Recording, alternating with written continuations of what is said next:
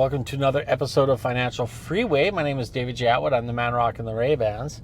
And today it is, we're definitely heading into spring, which is nice.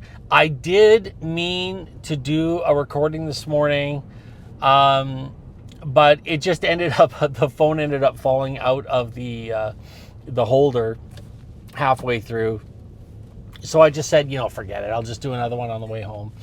So the weekend was great. The weather was beautiful, and me and Gabby ended up working in the garden. Her more than me. I wasn't feeling that great. I had a pretty rough week.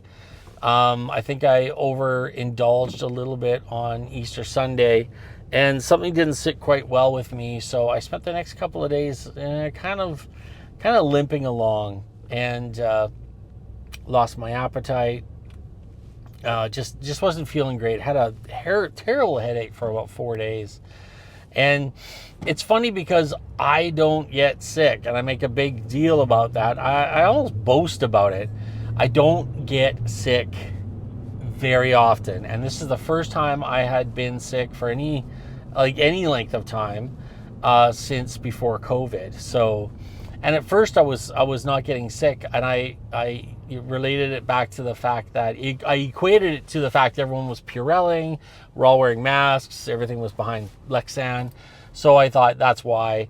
But I think I just lucked out, and for the past 6 years, I have been healthy as a horse.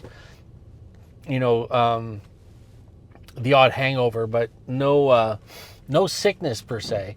But I definitely something got me, and I was down I was down solid for 2 days on the bed, and then about another 3 days after that, just slowly getting back to normal.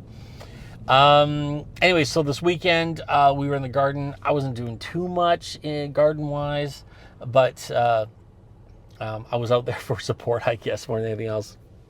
Gabby was so sweet. She kept saying, how hard it was and how exhausted I was because of how hard I worked. So it's like, no, you're working hard. I'm just standing there watching you do it. Anyways, God bless her. She's awesome. So the thing I kind of wanted to talk about today is a couple things. Number one, you're going to get people throwing stuff in your way throughout your life. And you're going to have to fight back. And sometimes fighting back, honestly, is as simple as asking a clarifying question. Did you mean to do this? Is this really what your intention was? Can you walk me through the thought process? Questions like that will have people take pause. And then you can kind of get to the real reason.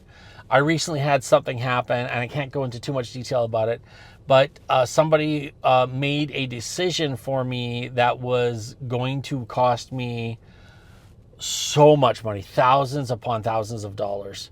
And it was going to leave me in a bit of a precarious position. But I kept saying, I need to investigate this. I need to investigate this. I asked some questions. And today I went to the professional that was involved, and I said, can you please explain to me the steps and the thought process of how this happened? And before I could even finish, they were like, nope, we're reversing everything. Everything is back to normal. There's going to be no disruption in your life. And then I went to the person that initiated all of this, and I thought I'd be up for another fight with them. And I said, hey, I just want to let you know, here's the situation. Here's where I'm at. And they were agreeable as well. So a lot of times when we go into a situation where there's a potential for conflict, we imagine the worst. We imagine the worst case scenario. We imagine the people getting upset and being combative. But every so often, just by simply engaging in conversation and not worrying too much about what the outcome is, you can end up in a situation that is beneficial. And this is what happened today. I simply said, asked a few more questions. That's all I was doing. I was just asking questions to ensure that the next step I was going to have to take was definitely what what was called for. And by simply just asking the questions, everyone just kind of relaxed their guard a bit. Everyone calmed down. And within the matter of 30 minutes, everything was like, you know what, we're just setting everything back. We're resetting everything. Everything's going to be fine. So don't be afraid of conflict. Don't be afraid of the outcome. But always ask questions, and put people on point and say, hey, I need to know why, and because it really is very helpful. And you don't want to let things go because of the fear of what the outcome is. You don't want to. Sorry, just watching this guy almost get decked on a crosswalk. Okay, fair enough. You don't want to let go just because you're afraid of what might happen. Follow through and see what happens, and you'd be surprised. But that's not the main topic today. The main talk today is about clarification.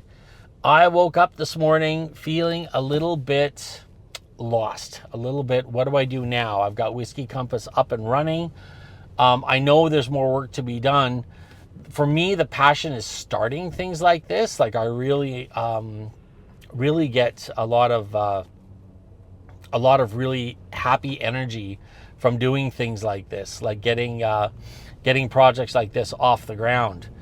The reality, though, is now it becomes the boring, tedious work where you got to actually put the effort in to get the subscribers, to get the listeners, to get the eyeballs on the product. So there is a little bit of the boring stuff happening. So I feel kind of a little bit lost when I'm at this position. And so I'm like, what do I do now? Like, what's my next thing, you know? And it's like, I think what happens is when you don't have that end goal in mind, that's where you start to get a little bit lost. So I thought about it. I thought, what do I need? I need to sit down and think about what I want my end goal to be, where I want to be in 5 years. Because I think 5 years is about the max I want to put on to, motorcycles in the bike lane. That's such a big one. Just FYI, if you pass people in the bike lane on a motorcycle, I believe the fine is $120 per car that you pass. Think about that. That's a huge fine. Just in this strip mall, there's like maybe about 100 cars here. It's going to be a nasty fine if he gets caught. Two of them.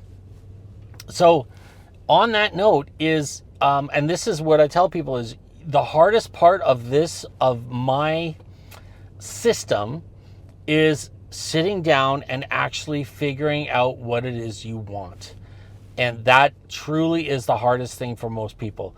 And I thought about, like, why is it so hard? And I believe the reason it's so hard is people are desperately trying to survive tomorrow or the next day or the end of the month. Make sure the bills are all paid on time. People are struggling to get through to that point. And there's very little left over after all that work is done to start even considering what 5 years down the road is going to look like. But the most successful people I've spoken to do think in 5-year increments. And think about it, like 5 years to get your degree. Well, it's a little less, but you got to put your thought yourself into the future. Say, okay, well, I want to be a lawyer. What do I need to do to become a lawyer? And then you start putting yourself into that frame of mind where you're thinking further into the future than just the week and the month. You actually start going into more of a yearly thing. So it's really important to sit down and take the time. This is where the real work is, and figure out what your goal is. You gotta think further than getting through the month. There's no lottery ticket. Let's get that out of your mind, okay? There's no lottery ticket. There's no rich uncle that's gonna die and leave you everything. You are going to have to put the work in, and the work is this. The work is really just sitting down and figuring out what you want to look like in 5 years. Oh, another motorcycle. Oh boy, these guys. Well, God bless them. I hope they get away with it, but it is a thing. So if you can't figure out what you want in 5 years, imagine what you think is the perfect life. Like, sit down and think, what would the perfect life look like? What would it look like if I knew somebody who I thought was the luckiest person in the world? What would their life look like? What would their relationships look like? What would their house look like? What would their car they drive look like? What are the clothes they would wear? What would their kids be like? What would their job be? If you bumped into somebody and they were living the perfect life, or what you envision the perfect life, it might be hard to think about what you want, but it might be a little bit easier to create an avatar, so to speak, of something or someone that you can visualize as having a better life, and what that would look like. And then you can start kind of making a list of things. What I strongly suggest is, again, go back to ChatGPT, go back to AI, and start saying, okay, here are the things I think make a perfect life. How would I get from here to there? What would I need to do? Let's start setting up some like a system, a goal. But again, you really have to get that that thought crystallized in your mind. It's got to be clear, and it's got to be in focus. Because if it's not in focus, and you're like, well, I just want to be happy. Okay, you can be happy poor. You don't need money to be happy. You don't need success to be happy. You can just sit down and go, I want to be happy. And the reality is that that's simply just a choice you just make, and then you just literally change your thought process into being happy.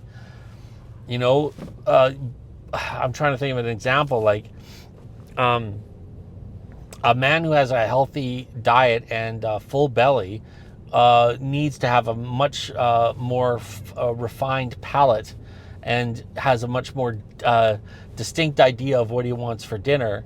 And it might even be actually not even that much, but I'll tell you, a hungry person will be happy with a warm meal, whatever it might be, whoever might be cooking it. And I've been there. I've been hungry, and I know what it's like to sit there and go, I will eat anything. So it's the same with success. If you're living in a place of relative comfort, it's going to be hard to kind of figure out what you want for the rest of your life to be. But it's really important to get there. Be focused on it. You can get anything you want out of life within 5 years if you're clear about your goal and you're focused, and you're focused with your effort and intent. It's pretty much that simple. But the hard part is getting there. Sit down with AI and start mapping out some ideas. Go to Pinterest, create a vision board on Pinterest. Start looking at things that inspire you, that make you happy. But they have to be lifestyle things. You don't want to be looking at a pair of jeans or shoes or a nice dress. You want to start looking at things like houses, vacations, lifestyle things, so you can actually start building into that lifestyle. That's the important part. Once you start to visualize this stuff and get it clear in your mind, there's this really cool magic little a device that's built into our brains called the RAS, or the reticular activation system, or it might be the reticular activated system. I don't know, activate system. RAS is what it is. But those initials stand for a part of the brain that actually starts to become hyper aware of those goals that you have. Now, let me just say, if you're a singer and you want to be a singer and you visualize yourself being a singer, every time someone starts bringing up, or anytime an opportunity to sing comes up, you're going to take it. Anytime someone starts talking about singing, you're going to be aware of it, because your brain's going to be hyper focused on it. There's a trick this guy once tried. I can't remember who it was. It might have been Tony Robbins. I'm going to say it was Tony Robbins. But he says, let me show you how it works. It's really simple. Once you figure this out, it's powerful. But if you're in a room right now listening to this or watching this, without looking around, tell me how many red things that you saw in the room. Things that are actually red. Okay, just think about it and make a number down, but write it down somewhere. Now that once that number's written down, look around and start looking for red things. And if I were to say to you, I'm going to give you $10 for every red thing you see, the great thing about this is you're going to see a lot more red things because you'll be looking for it, And you'll even start to do things, and this is the really interesting thing, is you'll start to do things like actually start seeing things that are burgundy or orange, and you'll start saying, those are kind of red.